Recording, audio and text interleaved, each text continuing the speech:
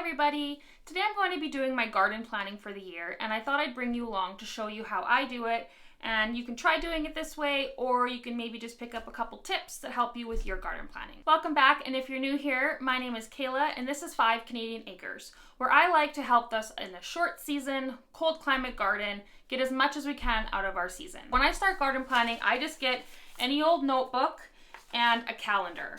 This is a two-part process. My first part of the process is to list everything I want to grow. If you saw my recent video about garden planning tips, I noted about making garden goals. So those garden goals will help me make this list. For example, I want to grow more root and storage crops.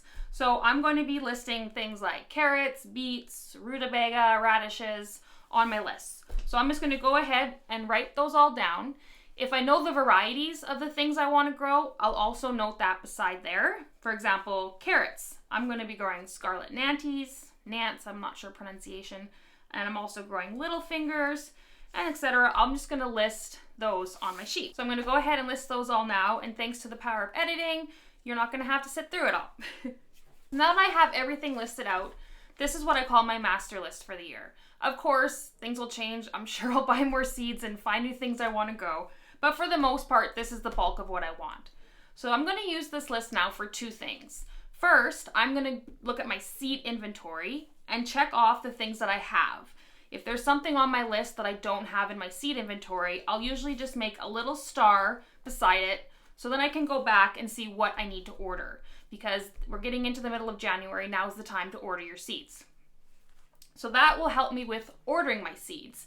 Now second, I need to know when I need to plant my seeds or start them. Do I need to start them inside and then transplant? Do I need to direct sow them, and when? So this is where my calendar comes in handy. What you want to find is your average last frost date. A quick Google search, just write average last frost date and then the town or city you're in, and it's going to come up with the average day that you have the last frost of the year. Of course, this is going to change every year, but this is just an outline and I'll watch the weather as it goes. So for me, my average last frost date is May 14th. So I'm going to go onto my calendar and find May 14th, which is here, and I'm going to write last frost date. Yay, let's hope so.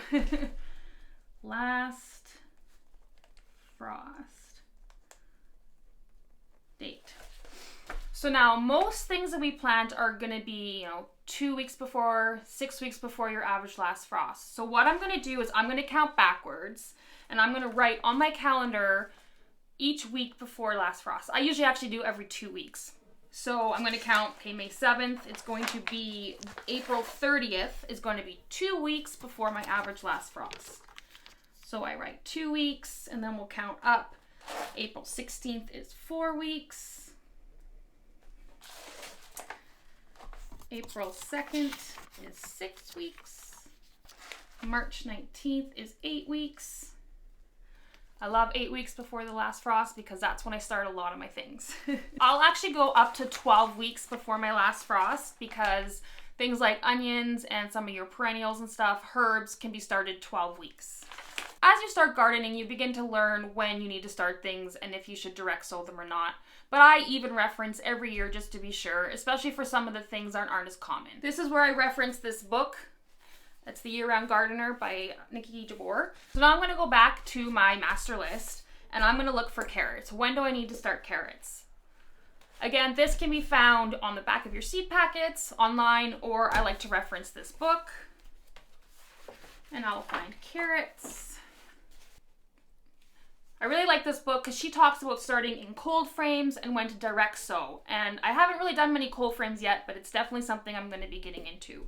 So she's got 2 to 4 weeks before last frost, you can direct sow your carrots. So beside my carrots, I'm going to write 2 to 4 weeks and I put direct. And then I'm going to go down and do this for everything. For beets, 3 to 4 weeks before you can direct sow. Most root vegetables, well, actually all root vegetables, I like to direct sow. For tomatoes, we've got 6 to 8 weeks. Now in our short seasons, I tend to go towards the 8 weeks, starting them early just so we can get as much time as we can. But again, depending on how much space you have inside will be how early you can start those. go with peas.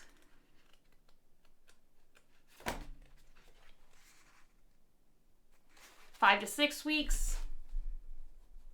If you didn't see my video last year about starting a spring garden, I'm going to be doing lots more content on that, because 5 to 6 weeks before your last frost, you could be putting peas in the ground.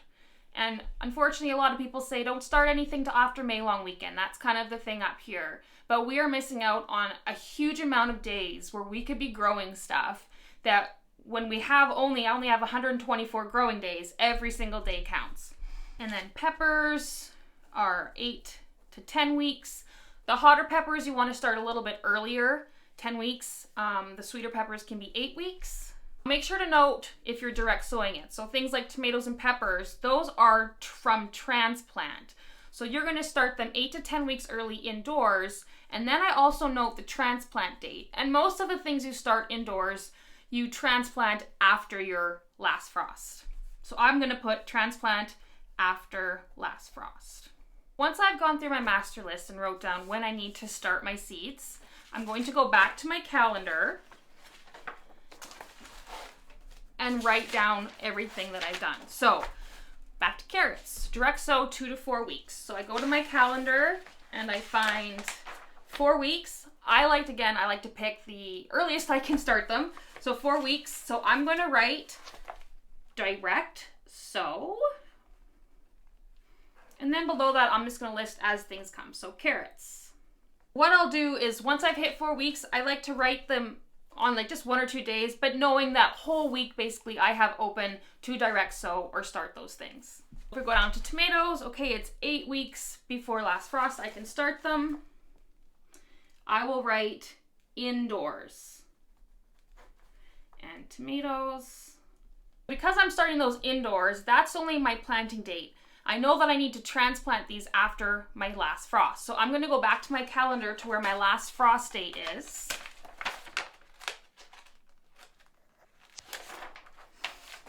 And I'm going to write transplant. And I'm going to put tomatoes. So I'll have tomatoes on here twice. The first time is indoors, meaning that's when I'm starting them indoors. And then when I say transplant, that's when I know I can start them outside. And as I mentioned before, this is just an average date. So as the time comes near, I'll be looking at the weather, and if we can plant them a couple days early, or there's going to be a frost still in a week after my average last frost date, I won't be transplanting these out. This just gives me a general idea. I don't really plan out how much of certain things I'm going to be planting, because everything depends on kind of the size of your garden, and there's so many variables. Even if they say, the average family of 4 eats this much of this, it's very, very subjective. So I just kind of know what I want to grow, and I'm kind of a freestyle gardener. I'll just go when I have the space and it's time to plant them, I'll just go and plant them there.